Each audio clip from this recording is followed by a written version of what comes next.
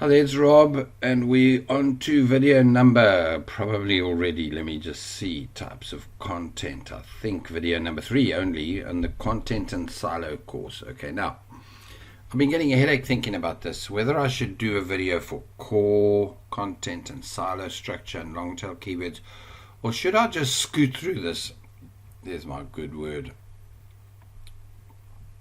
quicker. And if you feel when I'm finished with this, you tell me in an email like, oh, wow, Rob, just go over this core content. And I have a suspicion that even though I've made this look complicated, it's not. So let me try and cover it straightforward and simple. Now, you're going to do your keyword research, and so that will affect some of this. And in the keyword training, by the way, I'll talk about core and silo and long tail keywords. Okay, so let's start with your menu. In your content, that's your menu is look. It's what you want people to see and do when they get to your website. It's like the signs. Open here, walk here, come and play here. So obviously it's your services, your content, your shop, your etc. Your about us, your home page. In my case, for example, in the fibromyalgia course, it's training, which, by the way, right now my navigation is really crappy. I'm going to fix it. Hopefully you've arrived when it's fixed. So your menu has to navigate well. It's absolutely vital that people arrive, no matter how they've arrived. They can arrive here through some kind of a weird link bait social media link onto an obscure post.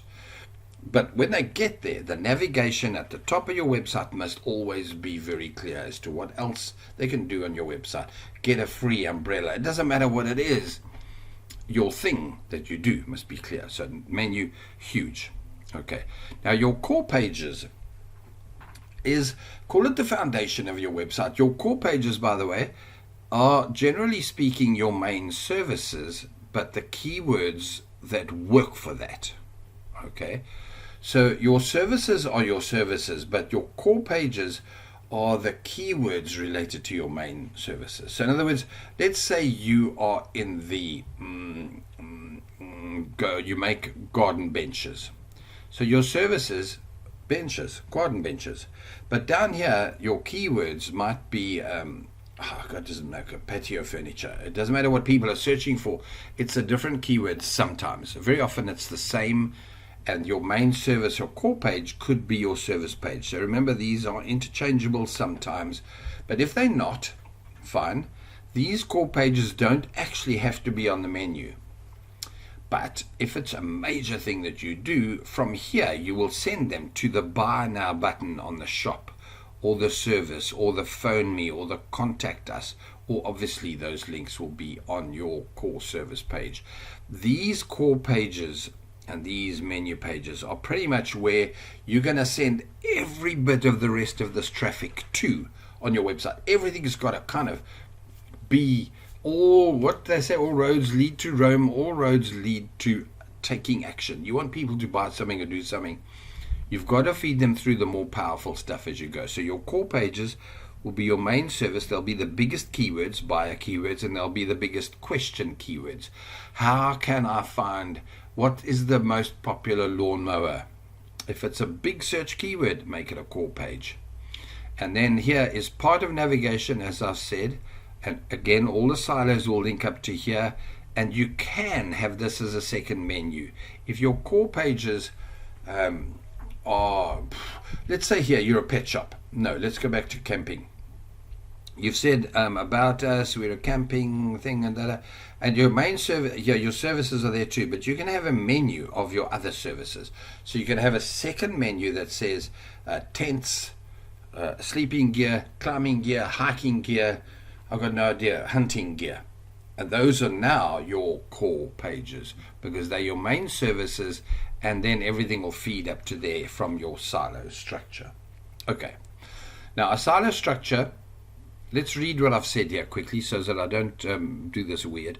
It is a pyramid system. I'm going to explain that. Preloaded onto your site is a shortcut. Internal linking is cool. That's your spider web that ties it all together. Okay, so here's how this works. Your silo structure is effectively a pyramid structure of the keywords going downwards from the strongest to the lowest in a system of silos. Call them categories. Let's go back over. It's not on here, but they will be in categories. So your silos are categories, and those categories are posts.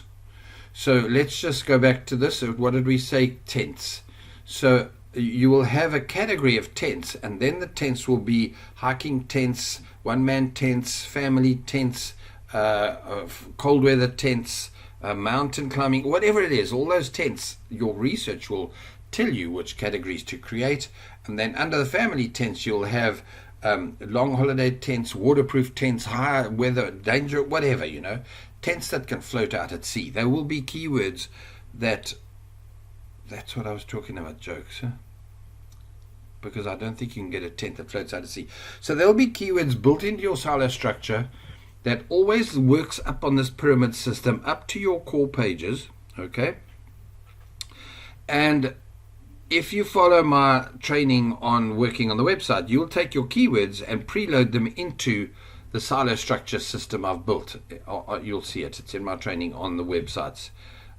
It's a silo structure. So you basically dump all your keywords in there, and they'll all save as a draft. Now, when I say modifier titles 2, I'm going to explain that to you in a second, but those preloaded pages, they're actually posts, right? Preloaded posts onto your site will be there with almost exact keywords, okay? And so if the keyword was, let's really pick something else, types of content, right? So this is your keyword. People want to know types of content. But that doesn't really make it for a good title. So you would, when you come to writing that content, you will turn types of content into a better description, including those 3 words.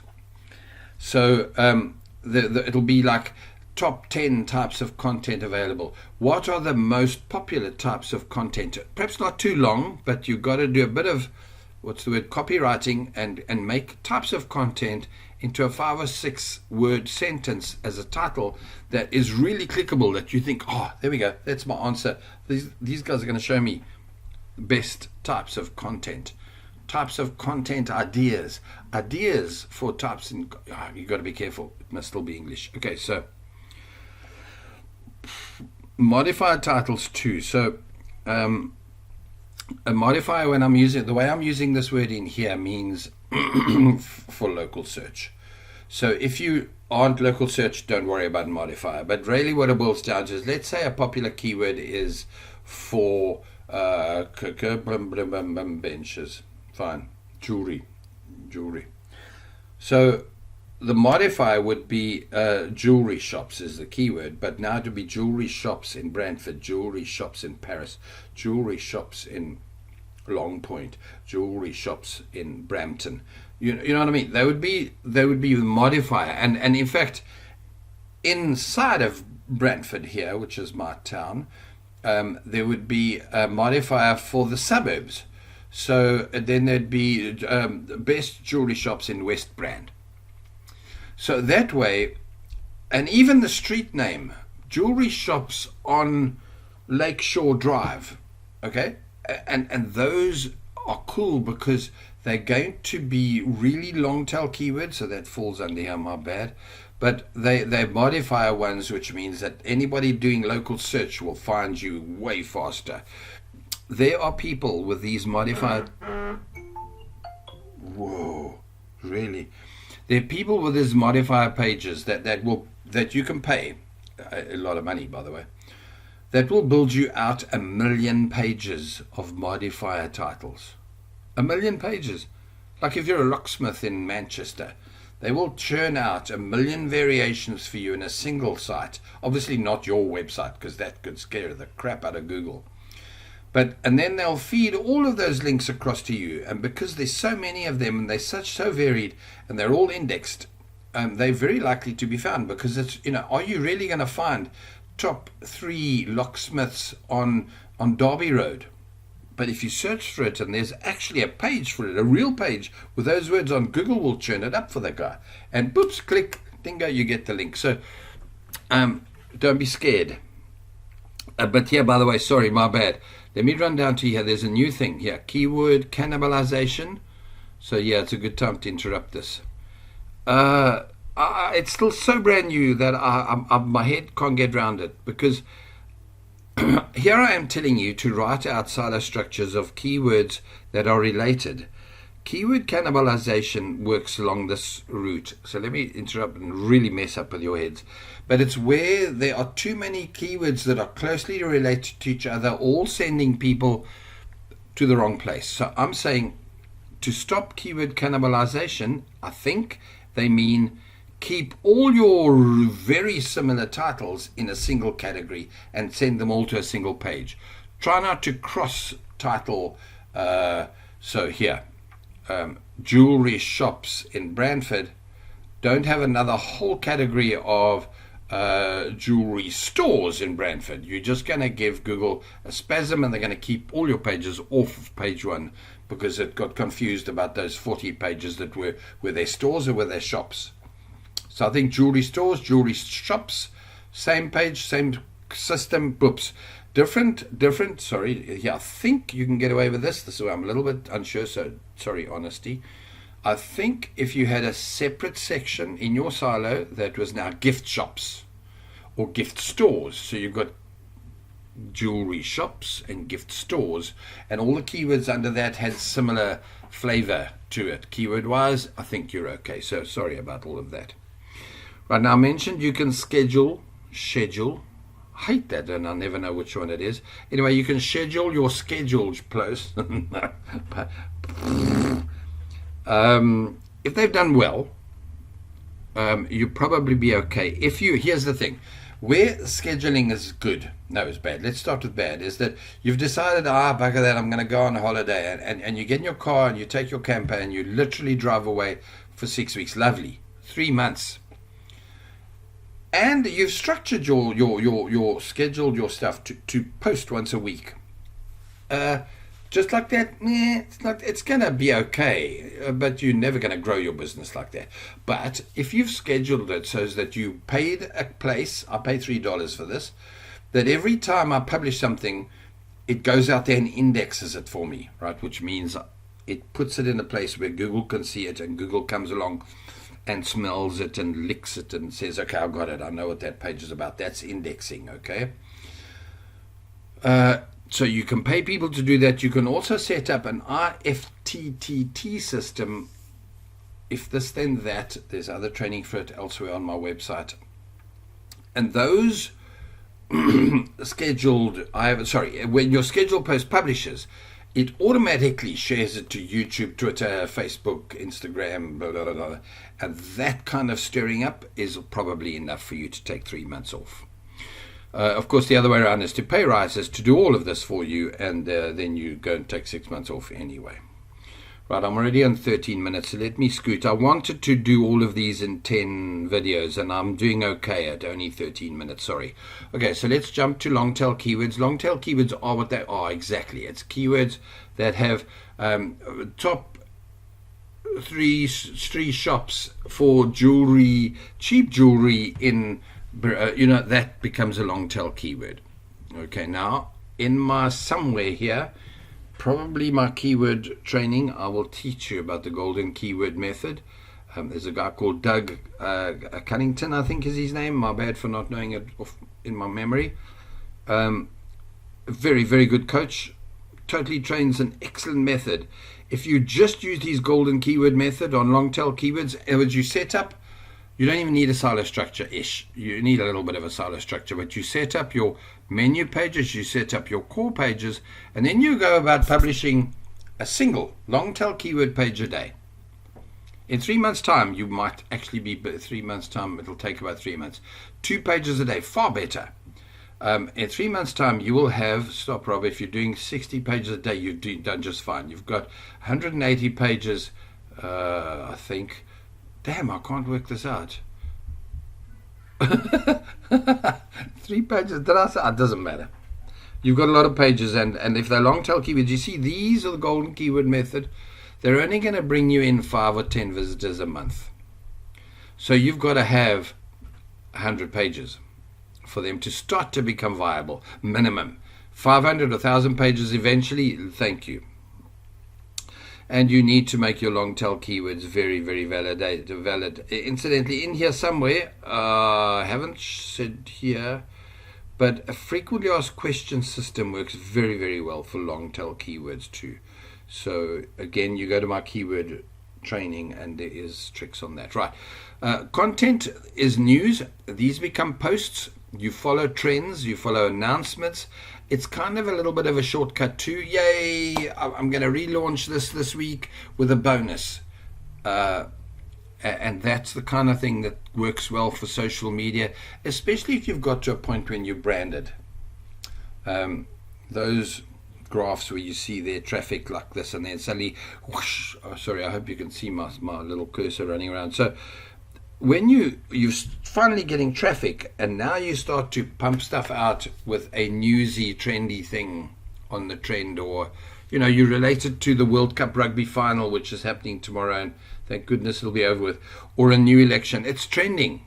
In 3 months time, who gives a crap who won the cricket, the World Cup, the World Series? You get where I'm going. Okay, link bait is also pretty cool to do as a news thing and keep your site active, because from here you'll post it through paid marketing or social media in a big way, where you pay even for it to be shared over and again, a bit like paid ads, but paid social media sharing, and it should drive people up into your system, right?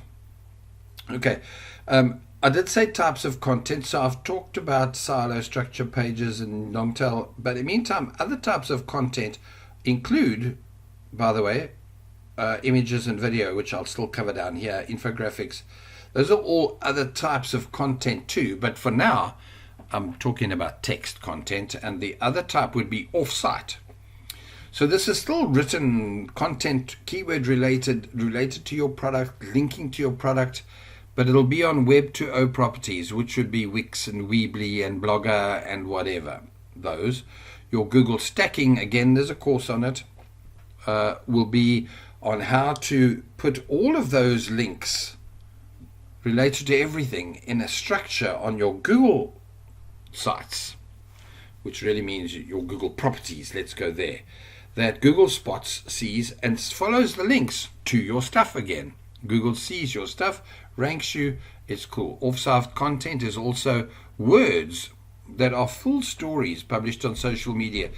You don't just have to do a 200-word post as in your silo structure.